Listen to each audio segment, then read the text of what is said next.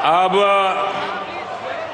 अपना नमस्ते भी मल्टीनेशनल हो गया है।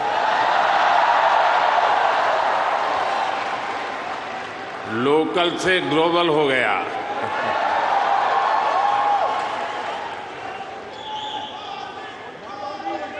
और ये सब आपने किया है।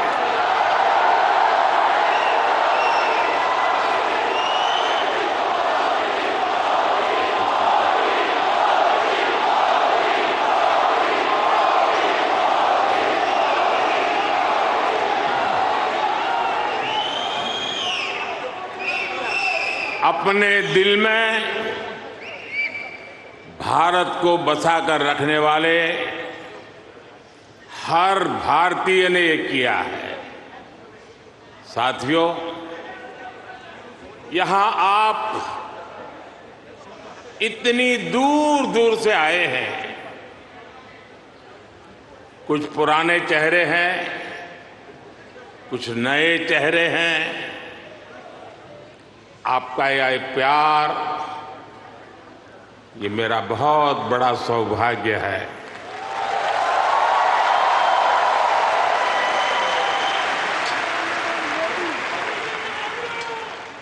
मुझे वो दिन याद आते हैं जब मैं पीएम भी नहीं था, सीएम भी नहीं था, नेता भी नहीं था। उस समय एक जिज्ञासु के तौर पर यहां आप सबके बीच आया करता था। इस धरती को देखना, इसे समझना, मन में कितने ही सवाल लेकर के आता था। जब मैं किसी पद पर नहीं था, उससे पहले भी मैं अमेरिका के करीब करीब 29 स्टेट्स में दौरा कर चुका था।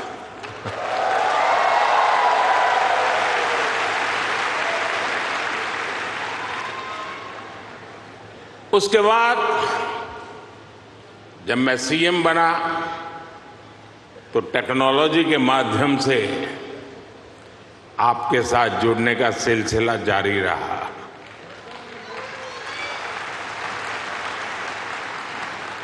पीएम रहते हुए मैंने आपसे अपार स्नेह पाया है, अपनत्व पाया है। 2014 में मेडिसन स्क्वायर,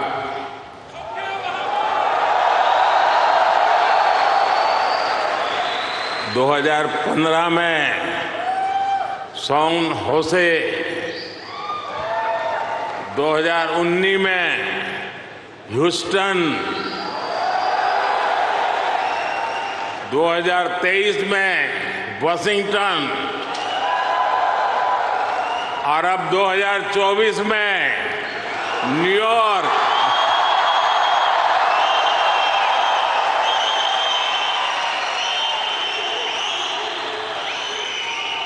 और आप लोग हर बार पिछला रिकॉर्ड तोड़ देते हैं।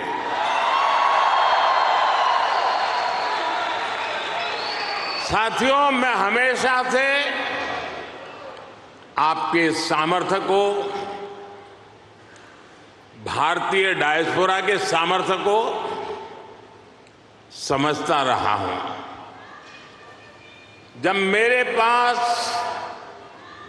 कोई सरकारी पद नहीं था, तब भी समझता था और आज भी समझता हूं।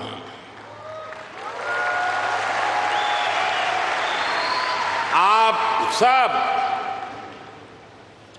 मेरे लिए हमेशा से भारत के सबसे मजबूत ब्रांड एम्बेसडर रहे हैं।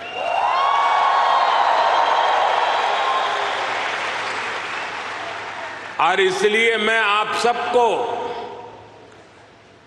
राष्ट्रदूत कहता हूं।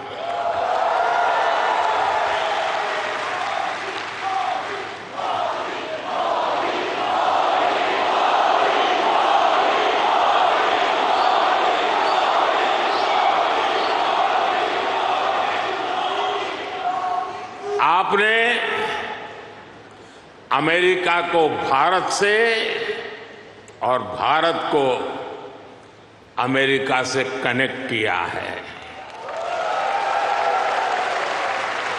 आपका स्किल, आपका टैलेंट, आपका कमिटमेंट, इसका कोई मुकाबला नहीं है।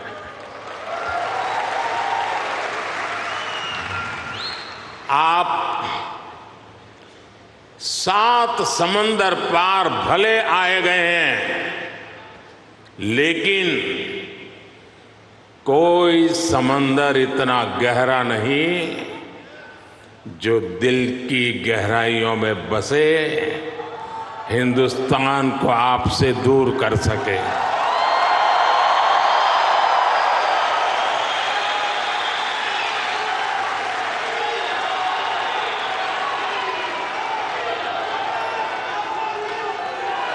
मां भारती ने जो हमें सिखाया है वो हम कभी भी भूल नहीं सकते। हम जहां भी जाते हैं सबको परिवार मानकर उनसे घुल मिल जाते हैं। डायवर्सिटी को समझना, डायवर्सिटी को जीना, उसे अपने जीवन में उतारना, ये हमारे संस्कारों में है, हमारी रगों में है।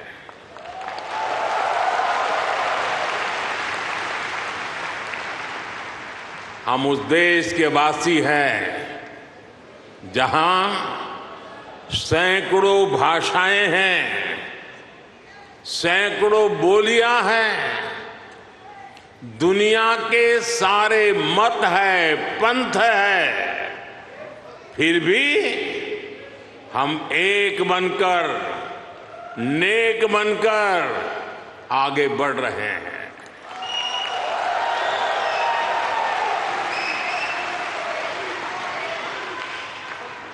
यहां इस हॉल में ही देखिए, कोई तमिल बोलता है,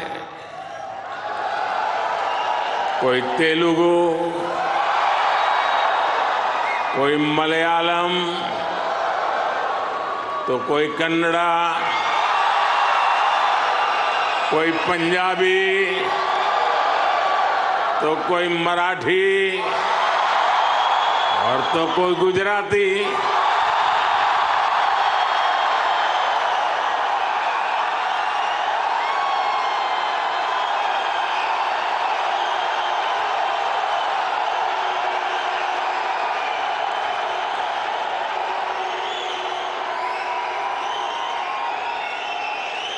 भाषा अनेक है, लेकिन भाव एक है, और वो भाव है भारत माता की। वो भाव है भारतीयता। दुनिया के साथ जुड़ने के लिए ये हमारी सबसे बड़ी स्ट्रेंथ है, सबसे बड़ी ताकत है। यही वैल्यूज हमें सहज रूप से ही विश्व बंधु बनाती है।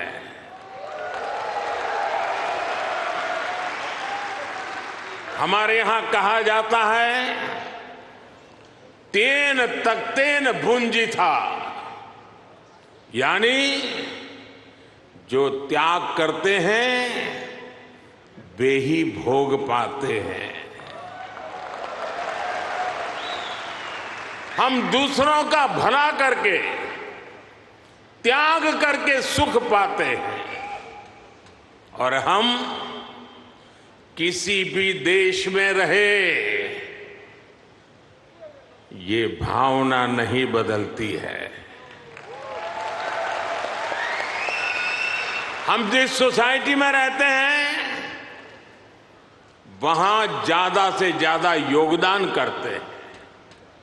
यहां अमेरिका में आपने डॉक्टर्स के रूप में, रिसर्चर्स के रूप में, टेक प्रोफेशनल्स के रूप में, साइंटिस्ट के रूप में या दूसरे प्रोफेशंस में जो परचम लहराया हुआ है वो इसी का प्रतीक है। अभी कुछ समय पहले ही तो यहां T20 क्रिकेट वर्ल्ड कप हुआ था।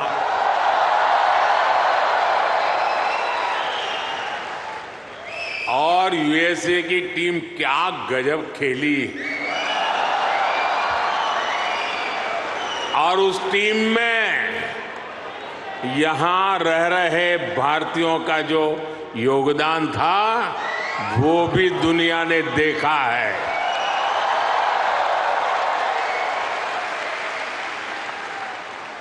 साथियों, दुनिया के लिए AI का मतलब है आर्टिफिशियल इंटेलिजेंस, लेकिन मैं मानता हूं कि AI का मतलब है अमेरिकन इंडियन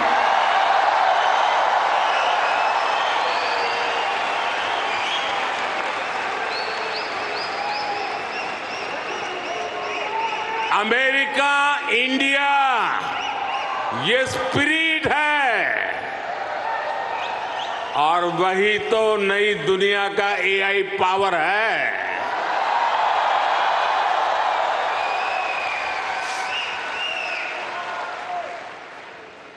यही AI स्पिरिट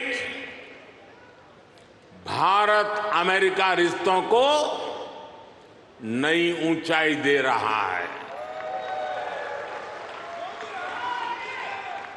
मैं आप सभी को, इंडियन डायस्पोरा को सैल्यूट करता हूं।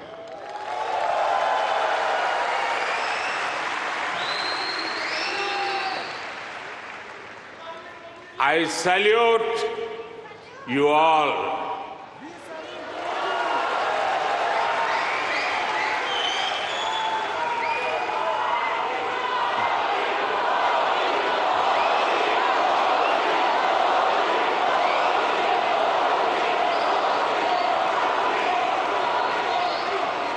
साथियों, मैं दुनिया में जहां भी जाता हूं, हर लीडर के मुंह से भारतीय डायस्पोरा की तारीफ ही सुनता हूं।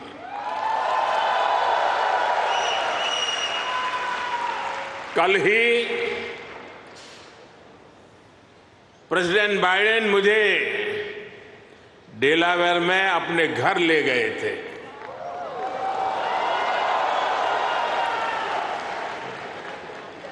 उनकी आत्मीयता, उनकी गर्मजोशी मेरे लिए दिल छू लेने वाला मोमेंट रहा।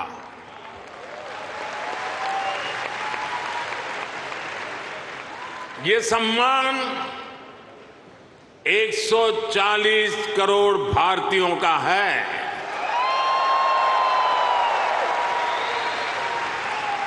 ये सम्मान आपका है, आपके पुरुषार्थ का है। ये सम्मान यहां रहने वाले लाखों भारतीयों का है।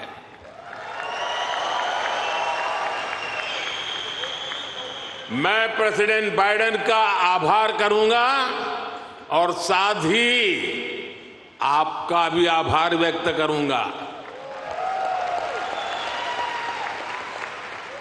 साथियों, 2024 का ये साल पूरी दुनिया के लिए बहुत अहम है। एक तरफ दुनिया के कई देशों के बीच संघर्ष है, तनाव है, तो दूसरी तरफ कई देशों में डेमोक्रेसी का जश्न चल रहा है।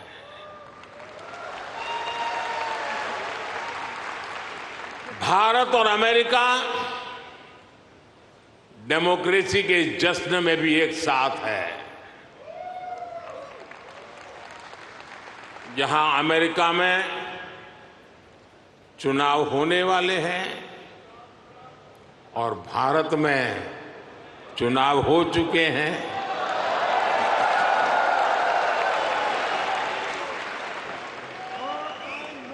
भारत में हुए ये इलेक्शन ह्यूमन हिस्ट्री के अब तक के सबसे बड़े चुनाव थे।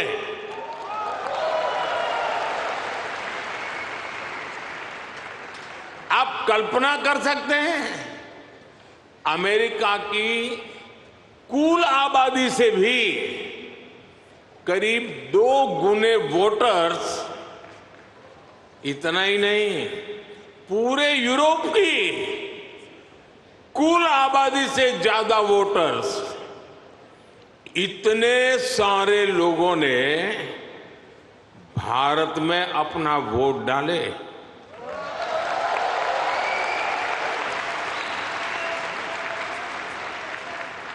जब हम भारत की डेमोक्रेसी का उसका स्केल देखते हैं तो और भी गर्व होता है।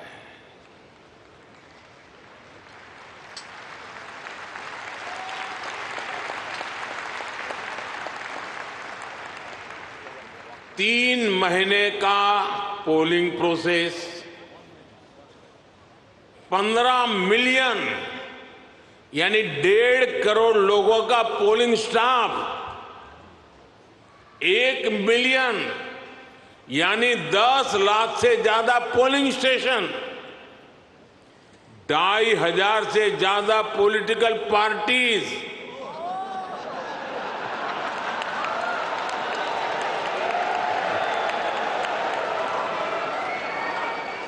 8,000 से ज्यादा कैंडिडेट्स,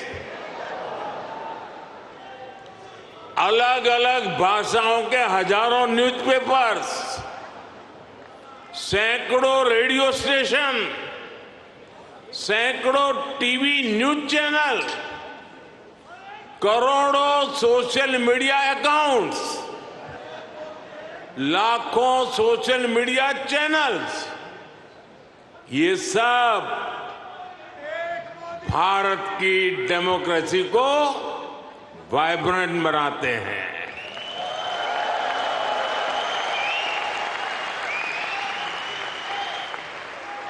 ये फ्रीडम ऑफ एक्सप्रेशन के विस्तार का दौर है।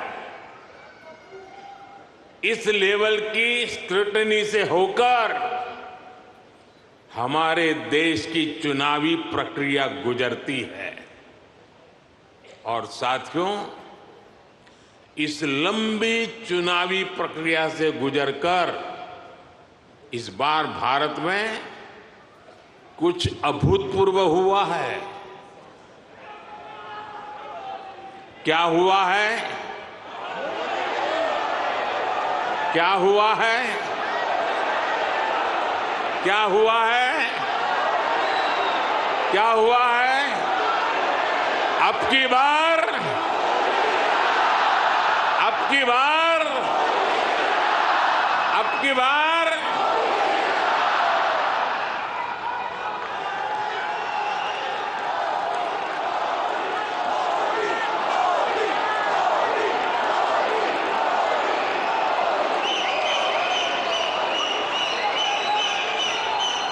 साथियों,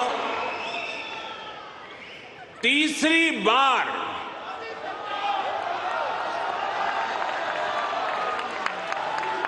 हमारी सरकार की वापसी हुई है।